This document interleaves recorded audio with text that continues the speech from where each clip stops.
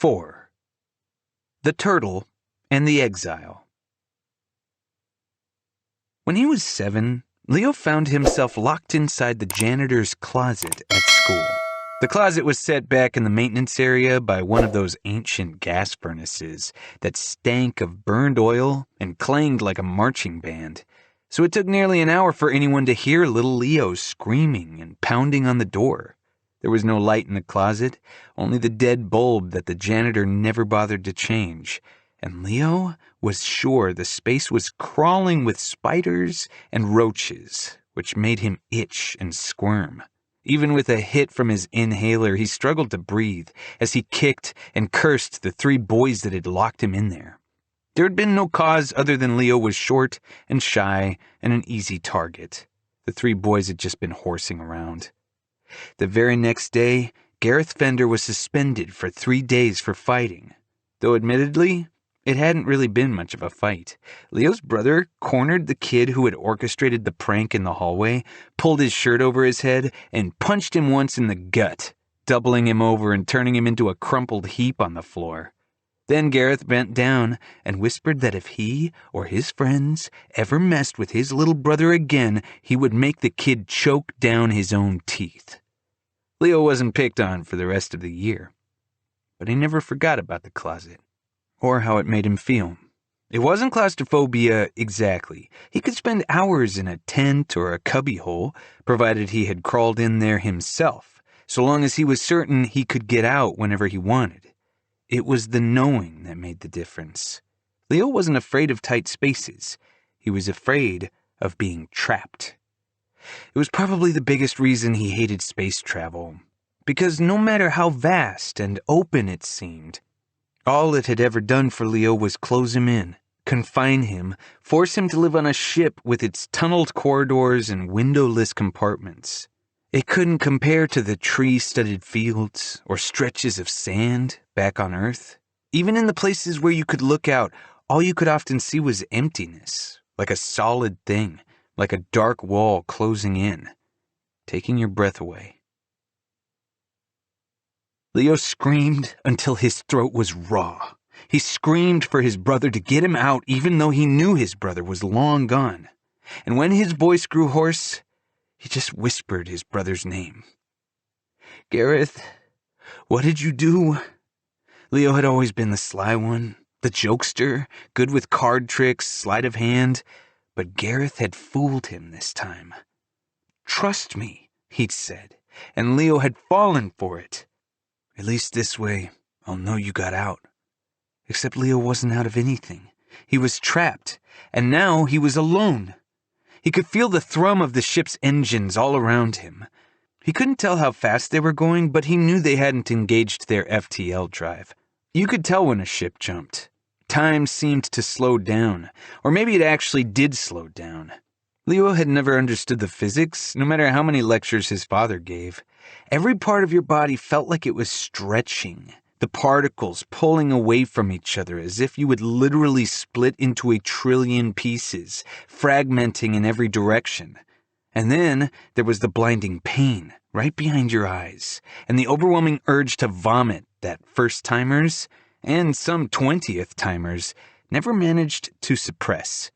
Only a split second of torture before everything evened itself out for the duration, at least until you came back to sublight speed and it happened all over again. 2 upchucks for the price of 1. Leo hadn't gotten that feeling. The sinking, sickening stomach drop, the dizzying head spin, which meant the ship was still using its conventional thrusters, saving its Ventasium, which meant that he couldn't be that far from the Beagle and his brother. When I see him again, Leo thought to himself, I'm going to let him have it. When, he told himself, when, we'll find each other. Leo stopped pounding uselessly on the hatch door and began searching for a keypad or an emergency release in the darkness, something that would unlock it. Though, once he felt the ship moving, he realized that opening the hatch to the outside would be the absolute worst thing he could do. No sense blowing yourself out of the airlock. He just wanted to know that there was a way out, that he wouldn't be stuck in here forever. At least the cargo holds were hooked up to the ship's life support systems, gravity and oxygen. At least he could breathe. Until he couldn't. Until the space around him constricted even further, the darkness wrapping its fingers around his neck, leaning against his chest. Leo's breaths grew shallower, more hurried, until he couldn't swallow, until his throat felt like it was the size of a pinhole. "You are alone," the darkness said. "You are alone, and you are trapped, and there is no way out." Leo choked, gasped. He fumbled for his inhaler in the darkness, dropped it, scrambled, down on his knees, banging his head against the compartment's metal side, finding his medicine, flipping the cap, wrapping his lips around it, taking a breath. The instant chemical rush, like being on the highway and opening the car window to stick your head out. He took a second deep breath, then curled into a tight ball on the floor of the compartment, barely fitting between the containers, head pressed back against the steel siding. He conjured his father's words, the reassurances he gave whenever Leo had a panic attack. "Deep breaths, Leo. In, out. Imagine your chest filling like a hot air balloon, lifting high into the clouds. Nothing else around, just clouds and blue sky." Ever since he was little, it was the same image. Always the balloon, always the clouds. Leo felt the rattle in his chest calm, the grip around his throat ease. Yes, he could breathe, just breathe. But he could still barely see, blinking at the thin strip of dull white light by his feet, barely enough to illuminate his boots. He felt like he was out there already in the vacuum of space, cold and dark. He rubbed at his arms, and his right hand stopped at his wrist. At his watch, the gift from his parents. In the meager glow of the light strip, Leo turned the dial to 12, the hologram he played the most, and pressed the button. Suddenly the space before him was filled with the soft glimmer of the projection. It was the only holo that wasn't of Leo, the one he'd kept in the watch's memory from the very first year he got it. It was a recording of his mother. In the holo, she is sitting on the porch of the house where Leo grew up, holding a thin blade of grass that she'd just pulled from the cracks between the steps as if it were a delicate flower, looking at it intensely, biting her lip, as if trying to solve the puzzle of it being there, how it managed to grow where nothing else could, living in the most impossible of places. After a moment, she turns and says, "I see you, my little lion." That's what she called him, often right before she would pounce on him and tickle him furiously until he roared in laughter. But not this time. This time he'd caught her just sitting there, twisting the bit of grass back and forth, looking thoughtful and just a little sad. It was the last recording anyone had of her, and Leo kept it on his wrist and played it every day, just so he'd never forget.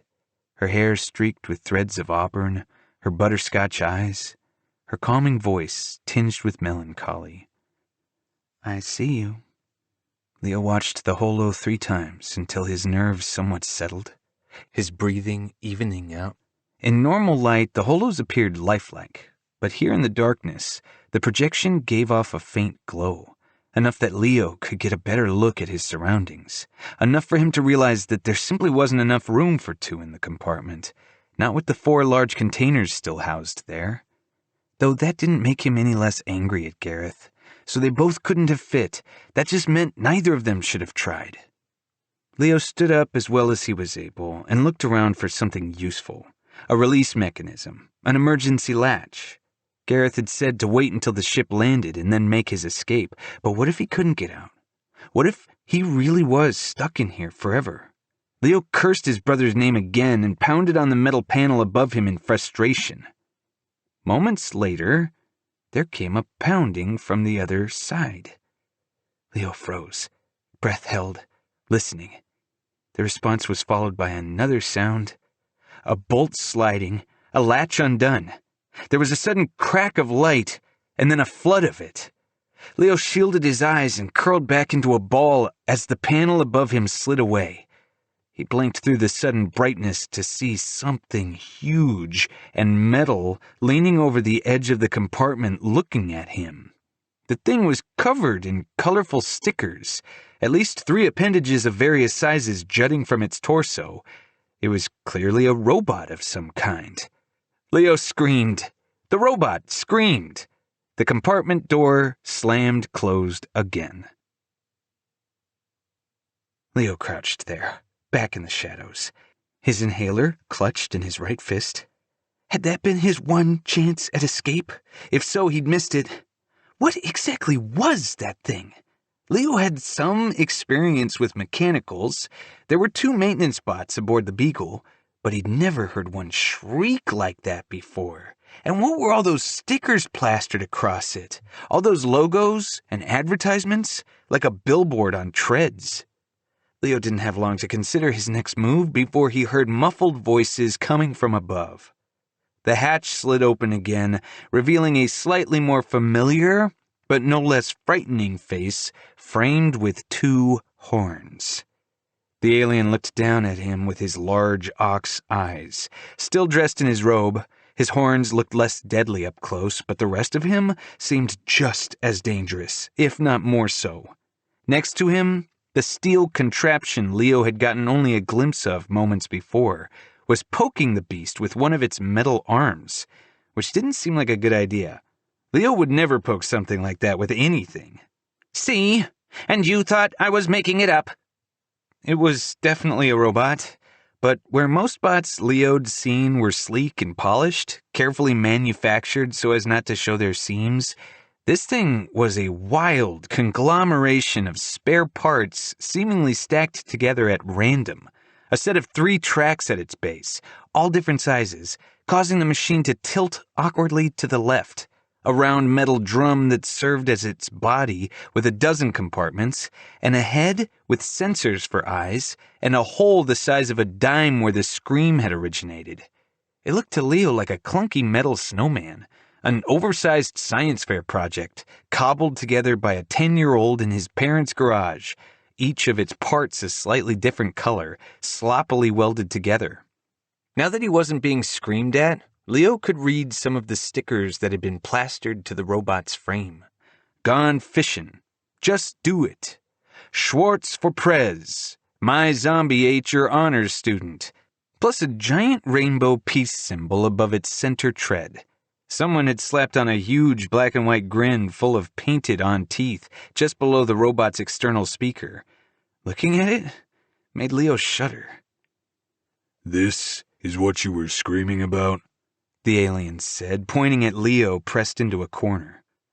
"You said there was a vicious monster hiding in here." "Well, it's not like I had time to run a scan on him or anything," the robot protested, its voice tinny and grating. "And how do you know he's not vicious? Look at him." Leo struggled to find his voice. "I'm not vicious," he wanted to say, but it only came out as a cough and a wheeze. 2 of the alien's 4 hands began to tug on the ends of its curved horns. "Human," it said. "Must have snuck on board back at that cruiser." "A stowaway. Let's just lock it back in there and pretend we didn't see it," the robot suggested, its yellow bulbed eyes blinking, its hideous smile never changing. "It will die of hunger eventually, and then we can just jettison the body." "How's he going to die of hunger? He's in there with the rest of our food. Sometimes you don't make any sense." "I said eventually." The robot started to close the door. "No!" Leo yelled, finally finding his voice. "No, please, don't leave me in here. I'm not dangerous, I promise." He stumbled, trying to think of what to say next. The plan, Gareth's plan, had been to wait until the ship landed and then sneak away without the pirates ever knowing he was on board. Obviously, Leo needed a new plan. He ransacked his brain for everything he knew about pirates, both the spacefaring and seafaring kind. "I demand," he began, but then corrected himself. "No, sorry, I request to be taken to see your captain." After all, wasn't there some rule about that? A pirate's code? Honor among thieves? Leo was sure he'd seen it in a movie once. The robot and the alien looked at each other. The alien named Boo reached over and touched a button on the bot, activating some kind of ship intercom. Cat, can you come to the aft storage compartments, please? We have a minor situation, he said in his soft, purring voice. You know I don't like it when you press my buttons without permission, the robot said, batting at Boo with its retractable arm. Everything presses your buttons. Yes, but you shed and the hair gets in my sockets. It's annoying. You think everything's annoying. But you are especially annoying. Their bickering was interrupted by the sound of steps along the corridor. A third voice, also already familiar to Leo, calling to them. Don't you dare say you accidentally reversed the solid waste ventilation pump again. If so, I'm not helping you clean up the crap. The voice trailed off. Leo saw the black boots first, and then the uniform with its gleaming brass buttons, followed by the sharp features and dark eyes of the young woman, the one named Kat, looking down on him. She stared at Leo for a moment, as if she were hoping he was a hologram or just a figment of her imagination. Then she turned and gave the other two an icy stare. Please tell me this wasn't either of your ideas? The robot swiveled its head emphatically. We just found him, Boo said. Guess he snuck aboard at the last stop. The girl in the black uniform crouched, close enough that Leo could see a scar on her chin, starting low and curving upward, reaching her bottom lip, which was turned downward in a look of minor annoyance. What's your name, shiprat? Leo, he managed to cough out. Leo. Terrific. Well, Leo, I'm Katarina Correa. This is Boo, and the only one smiling because she can't do otherwise is Skits. The ship is called the Icarus, and you are trespassing on it, which is a crime punishable by death as far as we're concerned. So before we open that compartment and blow you back out into space, you've got one chance to give us one highly convincing reason why we shouldn't. Leo looked at the floor beneath him, the sheath of metal separating him from oblivion. I didn't mean to, he protested, speaking quickly, tongue tumbling over his words. It was my brother's idea, I swear. He made me. Leo couldn't decide what to focus on, the girl's eerily unblinking eyes or the deadly pistol strapped to her side. He kept jumping from one to the other. And which compartment is your brother hiding in? She asked. He's not. He left me. Jerk move, the robot said. Yeah? I mean, no, Leo stammered. He said that we should try to get away. He was afraid the ship, the Beagle, that it wasn't going to make it. And our father, I swear it wasn't my idea, please. Leo glanced down at his feet, at the hatch his brother pushed him through. You have to believe me. I'm not dangerous, I swear. I'm just a kid. Leo stopped talking when the girl raised her hand, the artificial one with the 4 cold titanium fingers, each ending in sharp points. Okay, got it. Good speech. She looked up at her companions. You two go scan the other compartments for more coalition parasites that may or may not be related to this one. Let me know if you find anything. You've got it, boss, Boo said, giving the girl a salute before turning to follow the hodgepodge robot down the corridor. And you, the girl said, pointing to Leo, had better crawl out of there before I change my mind and send you floating. Also, I better not find out that you've eaten any of our food while you were down there, or I swear I will stick my arm down your throat and play the claw game with your stomach. She opened and closed the metal digits of her bionic hand, still frowning, and Leo imagined her reaching in and finding the fickin' nuggets he'd had earlier, the ones he felt like he was about to lose all over his boots. Gareth, what have you done? Leo whispered to himself. And what am I supposed to do now? Leo wished he was back in the storage compartment. It was dark and cramped and uncomfortable and nearly gave him a panic attack, but it was better than being led to see a pirate captain with a bounty on his head by a girl who had just threatened to shove her metal arm down his throat. At least he wasn't being led at gunpoint. Apparently the girl named Kat agreed with Leo that he wasn't all that dangerous. In fact, she kept her back to him. He shuffled behind her, careful not to get too close, taking everything in, keeping a sharp eye for possible hiding places in case he could somehow slip away. Not that he could hide for long. The robot, Skits, could easily sniff him out with its scanners. There was nowhere for him to go. Despite its odd shape and yellow paint job, the Icarus was like any other ship in its guts. Any old ship, at least. Tight corridors with metal ladders and overhanging conduits, blinking lights and hissing jets of steam, dangling wires that looked like they really should be connected to something. Everything was rusted, bent, or broken. The only things that shone on board were the girl's buttons and boots. "I like your ship," Leo mumbled. "This ship is trash," the girl said back. "Black got it from a smuggler who owed him a favor. He sunk most everything he had into repurposing it and sinks most everything we get into keeping it running. But it flies, most of the time. That's something, I guess." Leo didn't know that pirates ever did favors for anyone. "And you call it the Icarus?" He had never heard the word before. Could be alien in origin, he thought, even if its captain is human. "It's a myth, a cautionary tale. Something about a boy who tried to fly where he wasn't supposed to. It got him killed." Leo swallowed hard. He was pretty sure she was just making that up to scare him. If so, it worked. "Are you the first mate?"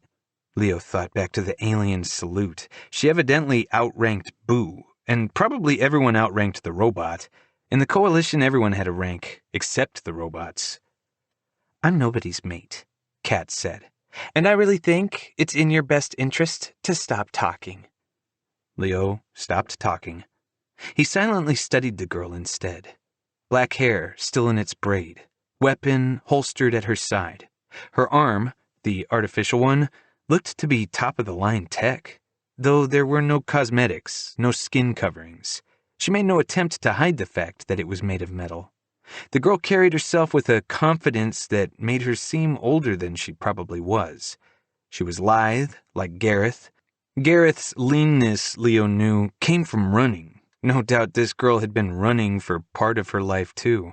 She was a pirate, after all. As they approached the front of Icarus, Leo could hear music playing, could feel it pounding through the metal walls. Rock music. He didn't recognize the song, just the sound of electric guitar chords being crunched and someone scream singing about love and pain and death. Leo had never been into music. That was more Gareth's thing. His father only listened to the classics, Ed Sheeran, Taylor Swift, Drake. Whatever Bastian Black was listening to, he obviously liked it loud. The girl activated the door, and the music got even louder. Leo stepped, pushed was more like it, into the ship's spacious cockpit to find the man from the wanted notice sitting in the pilot's seat with his back to them, drumming his fingers along the console. The music rattled Leo's teeth. "Captain," the girl said sharply. The man continued to drum. "Captain," she said louder. "Baz, we have company." A finger reached out and casually flipped a switch, killing the guitar mid-solo as Bastian Black twisted around in his chair and took Leo in. An initial expression of confusion quickly morphed into a sly smile, as if he knew Leo's entire story already. "Captain Black," the girl began, "allow me to introduce the latest in a string of mishaps caused by your terrible decision-making. This is Leo. Skits found him hiding in one of the storage compartments." The captain leaned forward to get a better look, still smiling. Leo didn't like that smile. There was way too much hidden behind it. "Leo, like Leonardo?" "I guess," Leo said. "The painter or the Ninja Turtle?" Leo had at least heard of the painter. "Ninja Turtle?" he questioned. "Heroes in a half shell, turtle power? Are you serious? You are human, aren't you?" Leo nodded. "Know what? Just forget it." The captain continued to drum his fingers against his leg, the music still playing in his head. He didn't look anything like a ship's commander, though admittedly Leo had gotten used to Captain Saito's straight-laced, tight-cuffed coalition uniform and stiff-shouldered poise. Black still wore his blue jeans and Dr. Pepper t-shirt, but he'd removed his holsters and traded in his sneakers for flip-flops, blue ones with little yellow flowers on the thong. They made him look less intimidating, but Leo knew better. This man was wanted. He was an enemy of the coalition. Nothing he said could be trusted. So, you from the ship we just boarded? Captain Black asked. The Basset? Beagle, Leo mumbled. He looked out the cockpit, hoping faintly to catch a glimpse of something familiar. A planet? Another ship? Anything. But there was only emptiness. He had no idea how far they'd already gone, how much distance was already between him and Gareth. Any amount was too much. Beagle. And before that, what? Mining colony? Outpost? Military base? Earth? Leo answered. Ah, the motherland. No place like home, am I right, Cat? Bastion Black clicked his heels together 3 times for no apparent reason, at least not apparent to Leo. If you say so, the girl replied. I don't really remember. Right. Any weapons? No weapons, just an annoying habit of asking questions, she replied. And going where he's not wanted, obviously. Please, Captain Black, Leo interjected. It wasn't my idea. My brother? Leo paused, picturing Gareth standing below him, a meter away, just out of reach, closing the door on him. He put me on here. He told me to wait until the ship landed and then sneak out and go get help. That's all. Help? You mean someone from the coalition? Kat asked. Well, yeah, Leo said. Who else would he possibly go to for help? So you could turn us in? She pressed. No, nothing like that. Just for a rescue, I swear. It has nothing to do with you. You weren't even supposed to know I was there.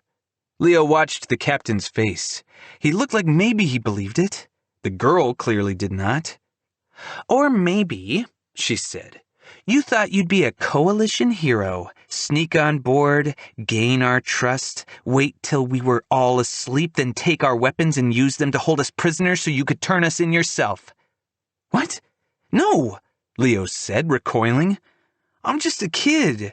I don't even know how to fly a ship, and I've never shot anyone. Kat and Baz exchanged a look. You were 12 the first time? He asked her. 10, actually, Kat said. But it was only in the leg, just to slow him down enough to pick his pockets. And just for the record, this right here, she waved a titanium hand at Leo. This just proves my point. It proves all my points, actually. Bastion Black shrugged. You're the one who said we should take things. I meant we should take something of value. Besides, we didn't take him. He snuck on. So what now?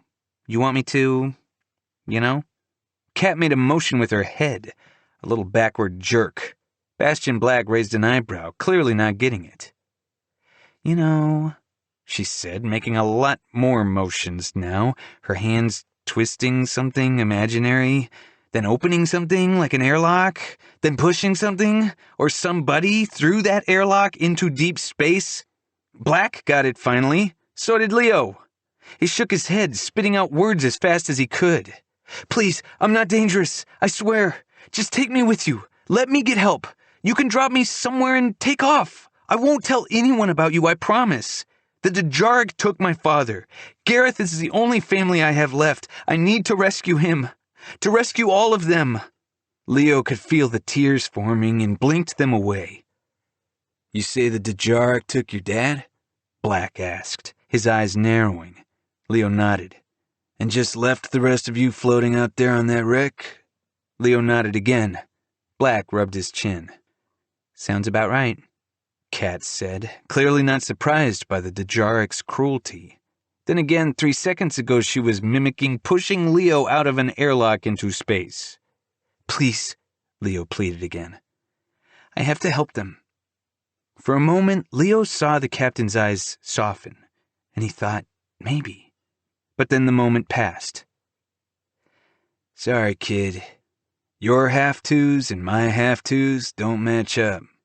And since I'm the one with the ship and you're the one who snuck onto the ship, you get exactly zero say in the matter. So here's what's going to happen. We are going to go to Caber's Point. We're going to make our delivery and get our money. And when we're finished with that, then maybe, we will try to find somebody who cares. Until then, you will sit perfectly still and not say a single word, or else you'll find yourself floating back through space to that ship of yours. Understood? Leo started to protest some more, but thought better of it, nodding instead. He was still alive, and though he had no idea what Caber's Point was, or what the pirates were delivering, at least their captain hadn't completely ruled out the possibility of helping him. Bastion Black looked up at the girl. How about you go lock Ninja Turtle here in the bunks? Let Boo babysit him till we dock. It will still be a while. Boo? Leo repeated. The 7-foot-tall creature with horns and sharp teeth and enough arms to rip all of Leo's limbs from his body at once. You're going to put me in a room with that thing? The captain of the Icarus put up a finger in warning. That was 10 words. 12, actually, Kat corrected. I think that's enough to justify shooting him. Leo couldn't tell if she was kidding or not, at least not until Black laughed, and even then he wasn't so sure. The first mate, who was nobody's mate, grabbed Leo by the collar, pushing him out of the cockpit as the electric guitars began blasting from the speakers again. Captain Bastion Black of the Icarus returned to playing imaginary drums to music that was made on a planet trillions of miles away. It hadn't taken long for Leo to miss Earth. The first month aboard the Beagle was exciting, he reluctantly came to admit. Meeting the crew, learning the ins and outs of the ship, seeing the planets and the orbital stations, jumping from star to star. And there were things about home he was happy to leave behind. The smog, bad before the Ikari arrived and made worse by their constant drilling. The crowded streets, the constant threat of earthquakes. Another unfortunate but unavoidable side effect of extracting precious Ventasium from the caches in the planet's crust. He didn't miss the high-pitched whine of those Ikari excavators, as big as skyscrapers, each shaped like the Eiffel Tower, burrowing into the ground, nosing their way to stores of V. Or the way the water had started to taste funny, like the metallic aftertaste you get when eating peaches straight out of a can. But the excitement soon wore off, and Leo began to long for walls that weren't made of steel plates, for toilets that weren't tubes, for the smell of a spring rain and the tickle of a breeze along his neck hairs. He ached for a sky full of clouds. He sorely missed trees.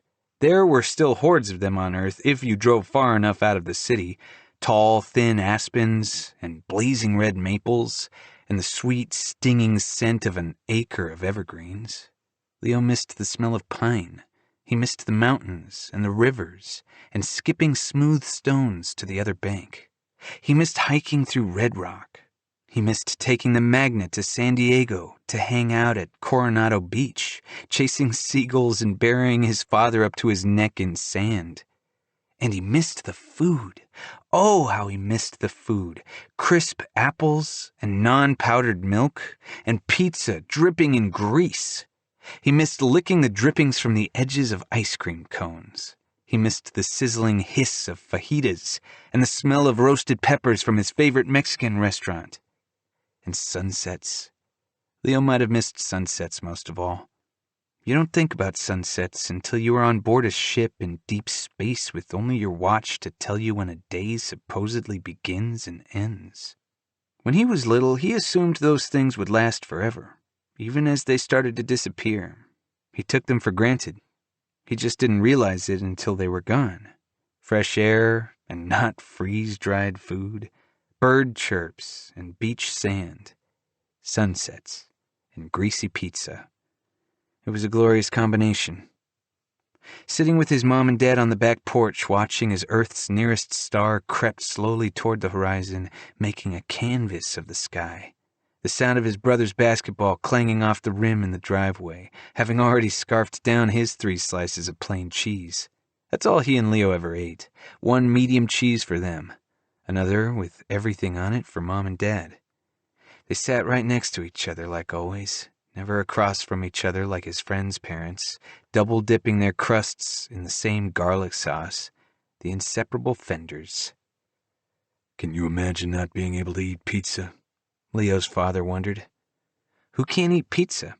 Leo asked around a piece of crust, but as soon as he asked, he knew the answer. The Ikari couldn't. They couldn't eat any solid food. They had no teeth. They subsisted on a purely liquid diet, some synthetic mixture that human scientists were already trying to adapt for the Earth market, no doubt with the goal of spawning new fad, eat-like-the-aliens diets. Leo had to admit the Ikari were all skinny. Their loss, Leo said. What kind of a superior alien race doesn't even have teeth or taste buds? Sure, they'd created a fusion engine the size of a deck of cards and could cure a host of diseases, but what was the point of living if you couldn't taste chocolate or bacon? Just the thought of it was horrifying. Well, at least that's one thing we have that they don't, Leo's mother said. Speaking of, the university is set to approve my grant tomorrow, Dr. Fender said. To establish a partnership with the Ikari on the study of the additional applications of Ventasium here on Earth. We're going to look at everything: medicine, military, construction, environmental science, cosmetics. Cosmetics? Mom asked. Philip Ganderson over in the chemistry department thinks it might be reconfigured to stimulate hair regrowth. Ganderson? He's the bald one, right? So he's a little biased, Leo's dad said. I'm sure most of it will lead to dead ends. The important thing is that we'll be working together, Ikari and humans, a two-way street. We need to show them that we have more to offer than what they can dig out from under our crust. We need to be a part of the bigger picture. What bigger picture? Leo asked. Only after his mother groaned did he realize he had walked right into his father's trap. The warning signs flashed in his brain. Lecture incoming. He should have gone to play basketball with Gareth. The bigger picture, Dr. Calvin Fender said, smiling. The biggest picture, the thing we're all striving for. A free and peaceful galaxy. That's what the Ikari are working toward with their coalition. It's what we should be working toward. It's just that humanity hasn't completely gotten on board with it yet. For whatever reason, governments are dragging their feet, afraid to commit. Coalition. Leo had heard his father use that word before. Dr. Fender took a bite of his pizza, chewed it thoughtfully, then stared at the slice he was holding for a solid minute before pointing at it. Let's say this pizza is the universe. No wonder I'm stuffed, Leo's mother joked. I'm trying to illustrate something, Leo's father said. So this is the universe, or our galaxy at least. He began to point to the toppings. You've got your onions, your pepperoni, sausage, bacon, green pepper, mushrooms, garlic, spinach, tomatoes, olives. They're like planets all mixed together. Disgusting, Leo said, taking another bite of his plain cheese. Delicious, his mother countered. The point is, Leo's dad continued, all these different planets, these different civilizations, they are separate, unique, independent, but they are all bound by something greater. Cheese, Leo said. His mother laughed. His father didn't. Yes, exactly, Dr. Fender said. The coalition is the cheese, holding it all together, making it one big, peaceful, productive, egalitarian piece of pizza. And your father calls me a dreamer. It's not a dream, it's an inevitability. It's going to happen. The Ikari have made it possible. It's up to us humans now to band together as a species and find a way to contribute beyond just giving them access to our Ventasium. It's hardly enough, considering how much they've done for us. It sort of seemed like enough for Leo. After all, without the Ventasium, the Ikari wouldn't get anywhere. So, which are we? Leo wanted to know. still staring at the slice of the universe in his father's hand. Which one is Earth? We're the mushrooms, his mother said, plucking one out of her cheesy coalition and popping it in her mouth. Don't you think, Dr. Fender? Humans, the fungus of the galaxy? Leo's father smiled, but his eyes were elsewhere already, looking up, not at the resplendent pink glow on the horizon, but higher, at the half-moon, already visible, beyond the blockade of Ikari ships, forming a defensive perimeter around Earth like a big brother curling his fists, threatening to take on any would-be bullies. Staring deep into the sky, as if his vision could reach the edges of the solar system, to the spiral arms of the Milky Way, Leo stared up there with him, sucking the grease off his fingers. It was a nice idea, this coalition. Probably something worth being a part of, even for the mushrooms. Maybe especially for the mushrooms. There was no way of knowing then just how soon it would happen. No way for 8-year-old Leo to know that before his next birthday, the peoples of Earth would do exactly what Leo's father predicted they would. Join forces with the Ikari and start down the path of fulfilling Dr. Calvin Fender's dream. And the nightmare that would make it happen. There was no escape. Even if the door wasn't locked and Leo couldn't be sure, there was no way past the creature guarding it. Though, to be fair, the alien wasn't so much guarding it as simply sitting beside it, slumped in his seat, staring at a datapad, occasionally grunting to itself. Close up, Boo looked no less intimidating. Its face appeared more of a blend of musk ox and mountain lion, with fine curled whiskers prickling out of its snout. But it was still so massive, its muscular chest peeking out of the V-shaped fold in its robe, the rolling muscles of its arms no doubt capable of snapping Leo's bones like pretzel sticks. Its curly ears occasionally twitched like a dog's, and then one of the creature's 4 hands would scratch it absently. For what seemed like an hour, Leo stared silently at the alien, who didn't seem to even acknowledge that anyone else was in the room, until, without even looking up from its datapad, it said, "That's it. I can't stand it any longer. Just ask."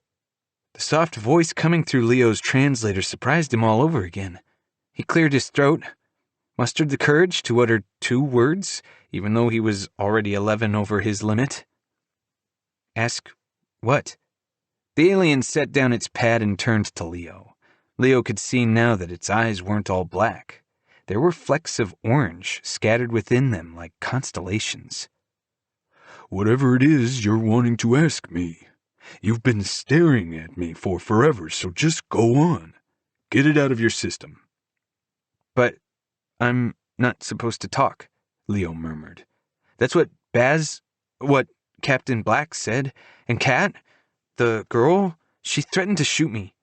The alien snorted. "Yeah, she says things like that. It's mostly talk. She doesn't normally shoot anyone. Unless they try to shoot her first.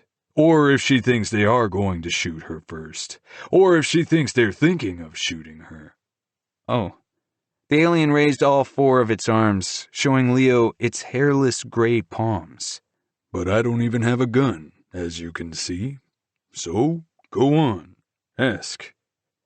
Leo didn't think a gun was really necessary. The hulking babysitter could probably squeeze the brains from Leo's skull like pulp from an orange.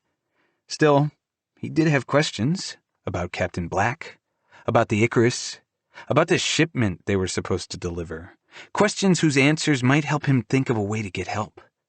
But in this moment, Leo was more taken with the fur-covered creature looking at him with wide and maybe slightly impatient eyes. Okay. So, what are you? "What do you mean, what am I?" I mean, like, what species are you? Leo added. Like, I'm human, and you're... "Not. Yes, I know. As if I wasn't outnumbered already," Boom mumbled. "I am, in fact, a Quilleti. I come from a planet in the Gaijin system, far out on the Ikari border. Small planet, Lots of mountains. Cold. At least you would think so, given how hairless you all are. Leo shook his head. He'd never even heard of the Gauging system. He hadn't learned about it in school, and it was never part of the Beagle's itinerary. Of course, the galaxy was a massive place, and he'd seen only a fraction of it, which could explain why he'd never met a Quality before either. Don't feel bad. I'd never heard of your planet either until I met Baz. Sounds lovely, from what he tells me, minus the constantly rising temperatures, rampant social injustice, and the disease-carrying insects and whatnot. My full name is Bowen Maza Ocardo Ryulan Zafar. House Ocardo, Tribe Zafar. But the others just call me Boo. Boo, Baz, Cat, Skits. These didn't sound like the names of pirates. They sounded more like characters out of a children's cartoon. And your name? Boo asked. Leo Tyson Fender. House Fender. Tribe? American, I guess. An honor to meet you, Leo of House Fender. The Quality gave Leo a four-armed salute that Leo couldn't exactly replicate. The courtesy of such an introduction took Leo by surprise. Compared to the robot that wanted to starve him to death, the girl who threatened to shoot him, and the captain who forbade him to speak, this alien suddenly seemed the least scary of the lot. You don't act like a pirate. And how am I supposed to act? Boo asked. I don't know. Pirates are, cruel and bloodthirsty, and they don't care about anyone but themselves. They just steal whatever they want. Maybe you don't have anything I want, Boo remarked. Leo considered everything he had on him. His watch, his inhaler, his worn-out boots. Probably not, he said. Still, Leo knew he should be careful. Just because this creature was soft-spoken and more agreeable than his companions didn't mean he wouldn't tear Leo's heart out with his teeth if provoked. So, let me ask you something, Leo of House Fender. What are you doing aboard this ship? It was my brother's idea, Leo said quickly. Of course it was. That's something I've noticed about your species. You're incredibly adept at deflecting blame. Baz does it all the time, so your brother told you to stow away with a band of wanted pirates. I'm assuming he had a good reason. Leo wasn't sure how good it was. He said we were going to escape, to go get help, but there was only room for me. The Quality nodded, his eyes thoughtful. So he thought he was saving you. Well, we see how that turned out, Leo muttered. You're still breathing, aren't you? Boo said. That's something. And the rest of your house? Where are they? It took a moment for Leo to register what the Quality was asking him. The Djarik took my dad when they attacked our ship. My mother's gone, Leo said softly. Boo nodded his understanding. So they took your father and left the rest of you behind. Seems unusual for the Djarik. Do you know why? Leo shook his head. He'd been asking himself that same question for 5 days, ever since the attack. He is a scientist, Leo self-corrected. He knows a lot about Ventasium. Boo snorted. What? Leo asked. Nothing, the alien said. Just that when it comes to people's motives, that stuff tends to come up a lot. Still, I'm sorry to hear about your parents. It is a terrible thing. And your brother was wrong to put you on board this ship. Families should never be separated if they can help it. There was a sudden sadness in the Quality's voice. What about you? What about your house? Where are they? Leo asked. All of the members of Tribe Zafar are still back on Quell. I am the only one who left. But you just said... I didn't leave by choice, Boo interrupted. I was exiled. Exiled? Leo echoed. I did something terrible, something that shamed my house and my tribe. I had to go. Eventually I crossed paths with Baz, and he took me in. What was it? Did you hurt someone? It is not worth discussing, Booze said, his voice deepening into a growl. Leo took the growl to heart and didn't press it. At least he and this alien had something in common. They'd both been forced to leave their planet with little more than the clothes on their backs, though Leo had more clothes to show for it. Is that what you always wear? He pointed to the long, flowing robe that was snug around the Qualetti's shoulders. Boo looked at his outfit with admiration. This is a yunkai. It's the traditional garb of my people. The thick fur makes clothes superfluous on my planet, so it's just for ornamentation. The color of your robe represents your station. So what does white mean? It means nothing. It means I have no station. To my people, I am nothing. An outcast. So then why do you still wear it? Because Baz says I make him self-conscious without it. Something having to do with what he calls rock-hard abs. The Qualetti paused. Also because I am still proud of where I come from, even if they are no longer proud of me. That symbol on your garb, he said, pointing to the patch on the breast of Leo's shirt.